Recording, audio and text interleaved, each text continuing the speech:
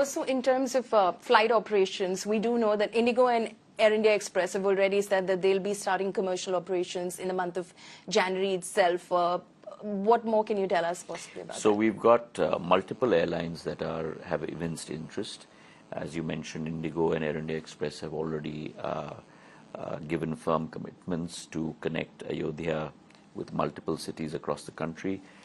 We are also in talk with the other airlines, Akasa and SpiceJet, and I'm very confident that pre-22nd Jan or very soon post that, you will see a plethora of connectivity to Ayodhya. Ayodhya has been transformed under Prime Minister Narendra Modi's leadership and Chief Minister Yogi Adityanath's execution into a modern city with tremendous heritage flavor to it. I did a personal inspection last month myself, and I do believe that it has the potential to become a central focal point for not only travel but as well as religious fervor and tourism in the days to come in India. It will be able to handle the kind of footfall that is being expected after the Ram Mandir is inaugurated. The current capability is 10 lakh passengers per annum. With the phase 2, which we will be moving very quickly after this inauguration, that capability will go up to 60 lakh per annum. So my final question is centered around the politics of the Ram Mandir's opening. The CPM, Sitaram Yechuri, says, state and religion shouldn't be mixed. Trinamool Congress possibly likely to be a no-show at the event as well, the consecration ceremony. They're saying that this is politicization. This is BJP using this as a plank before its Lok Sabha campaign. Well, I think that those that are invited are looking for a way out to be not present on a political standpoint, and it's with great regret that a person whose name includes both Sita ji and Bhagwan Ram himself is choosing not to attend, even though he's been invited. This is an opportunity for people across the world who are devotees of Maryada Purushottam, Bhagwan Ram, to be part of that event, either virtually or physically.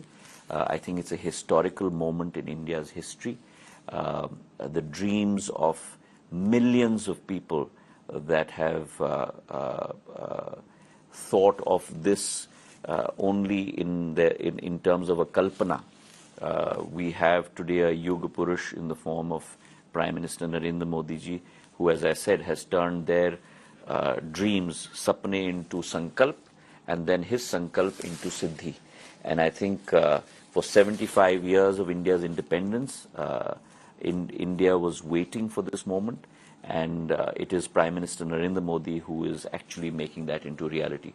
It's also a very emotional moment for me personally, because my grandmother, Rajmata Jyotiraditya Scindia, was very deeply involved with this movement, and therefore personally for me it's a very emotional moment as well. Just final question. So, what do you have to say to those, for instance, the Congress today saying Ram Mandir gets inaugurated on January 22nd, then the Prime Minister will go to Abu Dhabi to inaugurate what will be the biggest Hindu temple in the UAE. So this is majority appeasement. So there are those that believe in Hinduism and believe in Lord Ram and believe in their dharma from the bottom of their heart and live it every day, like Prime Minister Modi does.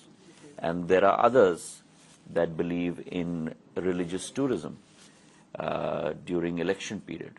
And there is not a temple that is left which is not being visited by those political leaders during election period. And that brings out the hypocrisy that these leaders espouse in their lives, wherein the largest event in possibly in India's history over thousands of years is happening on this 22nd of Jan, as opposed to being part of that national mainstream, they choose to belittle that event.